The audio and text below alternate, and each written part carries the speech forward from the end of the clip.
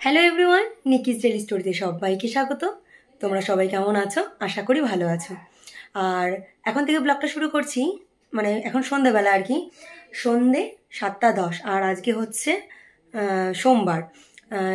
এখন থেকে ব্লগটা শুরু করছি, সারাদিন ব্লগ করিনি। আর এখন একটু রেডি হয়ে গেছি, যাচ্ছি একটু পার্লারে। তো আরও আনুষঙ্গিক কাজ আছে, চলো দেখা যাক, বেরোনো যাক। তারপর কি করছি না করছি অবশ্যই শেয়ার করব।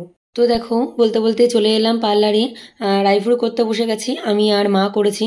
কাকিমা বললো করবে না, সেই পুজোর আগে করেছি, ভুরুটা অনেকটাই উঠে গেছে আইব্রোটা, তো সেজন্যই তুলে নিলাম আর কি। তো এরপর হেঁটে হেঁটে যাচ্ছি, পাশেই ছিল মোর সুপার মার্কেট। তো কিছু দরকারি জিনিসপত্র লাগবে বলে সেগুলো নিলাম।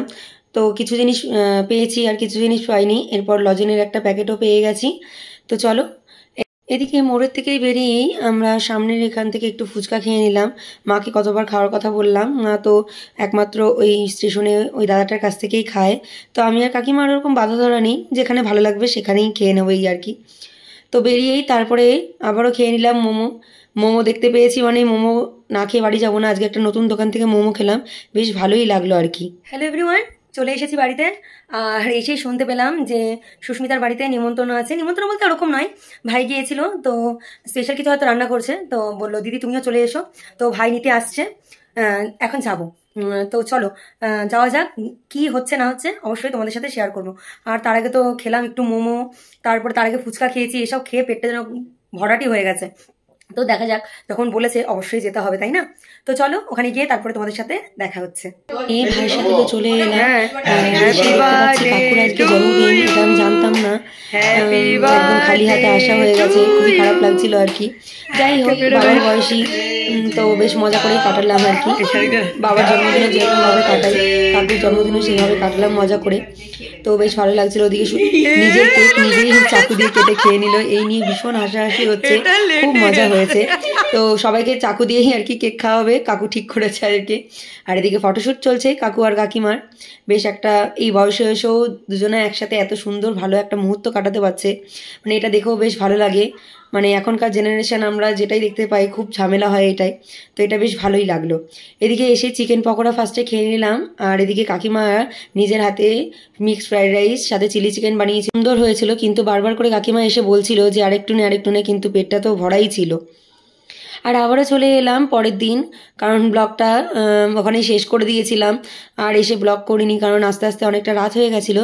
এটা হচ্ছে পরের দিন সকালবেলা, ঘুম থেকে উঠেই ফ্রেশ হয়েই মাছালা কাকু এসেছিলো আমাদের বিল্লুগুলোর জন্য মাছ নিয়ে। তো ওরা তো এই কাকুর হাতের মাছ খেতেই ভালোবাসে। আর কাকু আজকে কত রকম মাছ নিয়ে এসছে, তো শুধুমাত্র ওদের মাছটাই নিলাম। আমাদের ঘরে যেহেতু মাছ মা আগের দিন নিয়ে এসেছিলো, মাছ রয়ে গেছে, তো ওদেরকে এই টুকরো টুকরো করে একটু কাঁচা মাছ দেওয়া হয়। ওর এইটুকুনি কাঁচা মাছের অপেক্ষায় ওরা সকালটুকু অপেক্ষা করে থাকে। তোমাদেরকে অবশ্যই একদিন শেয়ার করব ওরা কিভাবে রাস্তায় সবাই মিলে বসে থাকে। তা ঘরে এসেই একটু চা বানিয়ে নিচ্ছি, মা বললো একটু চা বানা আজকে তুই। তো আমার আর মায়ের জন্যই বানিয়ে নিচ্ছি, বাবা বললো খাবে না, বাবা আগে খেয়ে নিয়েছে। তো আমার আর মায়ের জন্যই বানিয়ে নিচ্ছি গরম গরম সকালবেলা চা। আর ভাবছি যেহেতু খিদে পেয়ে গেছে একটু মুড়িও নিয়ে নিলাম। তো চা আর মুড়ি দিয়েই আজকে সকালের খাবারটা সারবো।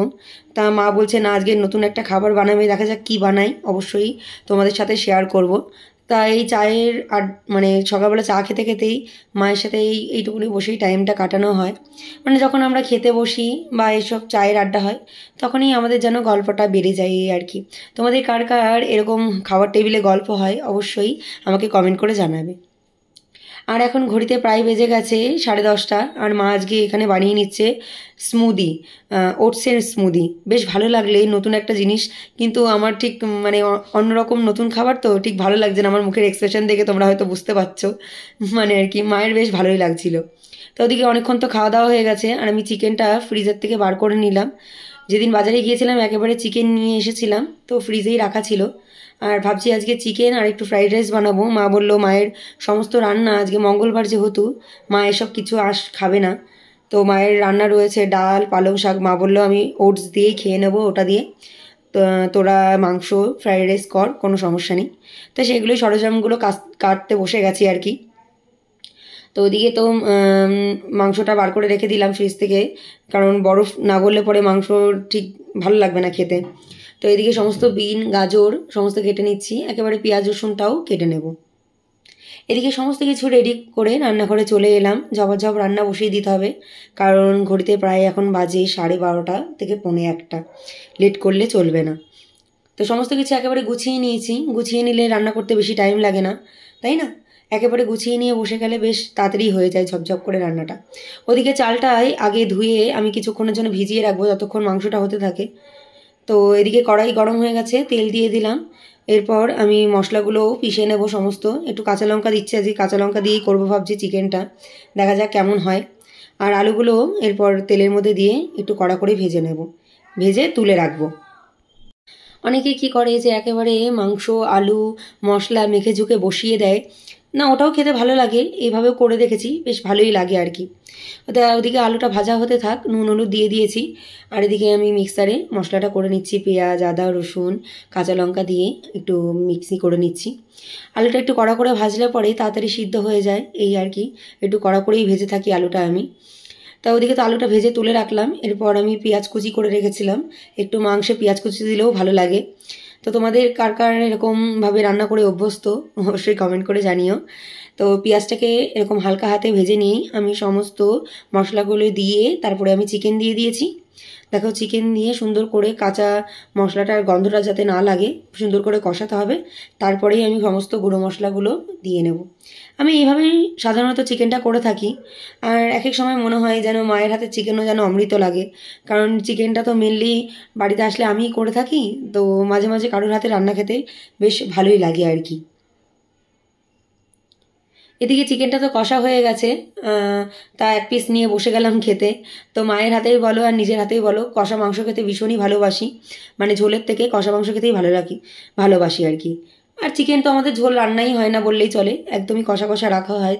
তার উপরে যদি ফ্রাইড রাইস হয়ে থাকে তাহলে তো আরও কষাই করা হয় আর কি।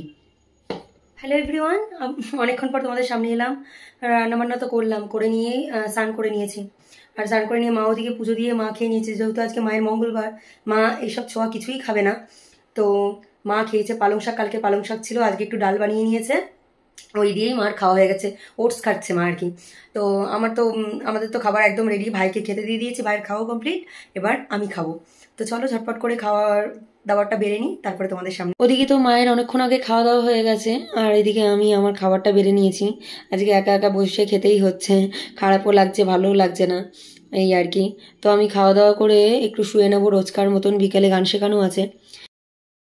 এদিকে দুপুরবেলা ঘুমিয়ে ওঠার পর টেরই পাইনি কখন সন্ধ্যা হয়ে গেছে। তো তারপরে গান শিখতে চলে এসেছে, তো গান শেখাতে বসে গেছি একটু ফ্রেশ ট্রেশ হয়েই, এই আর কি। শরীরটা ঠিক ভালো যাচ্ছিল না। এদিকে গান টান শেখানো তো অনেকক্ষণ আগে হয়ে গেছে, এখন ঘড়িতে প্রায় বাজে রাত্রির 10টা। আমি আর মানে মাঝে আর ভিডিও কন্টিনিউ করিনি, একটু বসে জাস্ট গল্প করছিলাম।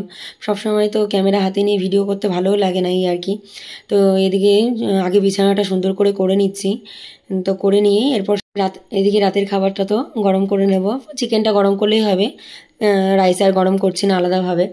তো ওদিকে ভাইয়েরও খাওয়া হয়ে গেছে, ভাই একটু বাইরে বেরিয়েছিল, তো ভাইকে আগে খেতে দিয়ে দিয়েছি। এদিকে আমার খাবারটাও আমি বেড়ে নিচ্ছি।